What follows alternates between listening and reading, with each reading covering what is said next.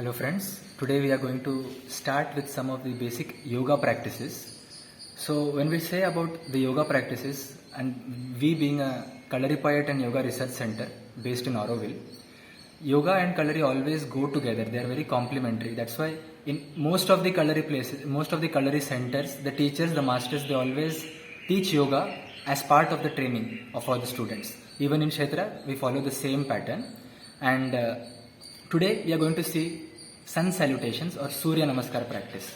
So our teacher Manish Gurukal is going to demonstrate the sun salutations. Let's see how it's done now. So we begin with our palms together. Then inhaling, you raise your arms up and stretch slightly back as much as you can. On exhalation, you bend all the way down, trying to bring your palms by the side of your feet, the fingers and toes in one line. On the next inhalation, you try to take the right leg as back as possible, going into Ashwasanchalanasana, pushing the pelvic region down, opening the chest and trying to look up.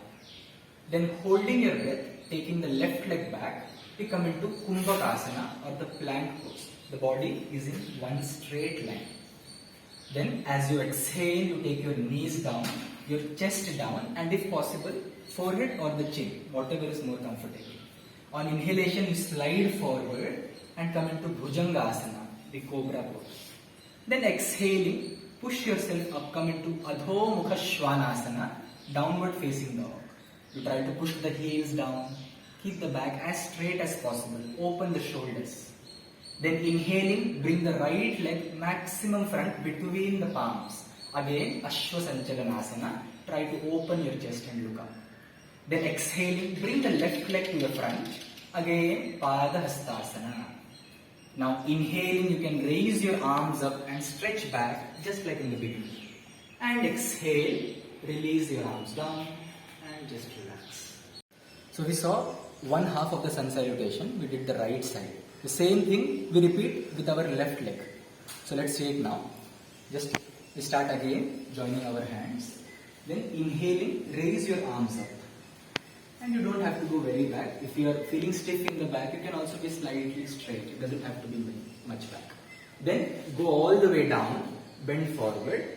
Again, depending on the flexibility, you can keep your knees slightly bent so that your hands are going to the floor beside your foot.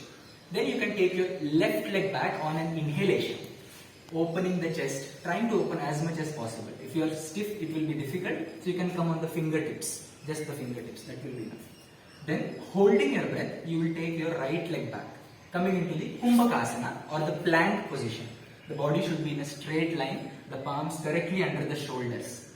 From there, on an exhalation, you go into Ashtangasana. Your knees touch down, your chest touch down, and your chin or the forehead, whichever is more convenient for you. So 8 parts of the body are touching the floor. Then you slide forward on an inhalation, come up like a cobra, Bhujangasana. Your elbows are close to the body, you open the chest. Then exhaling, push yourself up into Adho Mukha Shvanasana, downward facing dog. Open the shoulders, keep your spine as straight as possible. And depending on the flexibility, if it is too stiff, you can slightly bend your knees so that the back can be completely straight. Now, inhaling, bring the left leg to the front between your palms. So in some cases, the leg may not come all the way front. It may be somewhere in the between.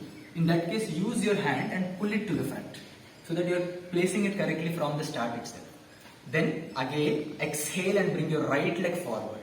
Padahastasana. The adjustment you can make, you can bend your knees, whatever you feel like, but the back should be straight. Then inhaling, raise your arms up. Keep your back straight, stretch as much as you can. And exhaling, you can release it. So this completes one round of the sun salutation. So as a beginner, you may go for 2 to 3 rounds. And if you are having more stamina, it helps in improving the stamina anyway. You can even go for 6 to 7 rounds on a regular basis. It's a complete workout. Basically, sun salutation can be practiced by everyone. But in case you are having some sort of severe problems like a recent surgery, or if you are having high BP, cardiac problems, something that is of concern, it's always recommended that you practice with your teacher or a teacher present in your class. So we do not advise practicing any of these practices that we are showing on our channel, if you are suffering from any of these severe problems of high BP or vertigo or any sort of recent surgeries, that you might have trouble with coping in such practices. So with that, thank you.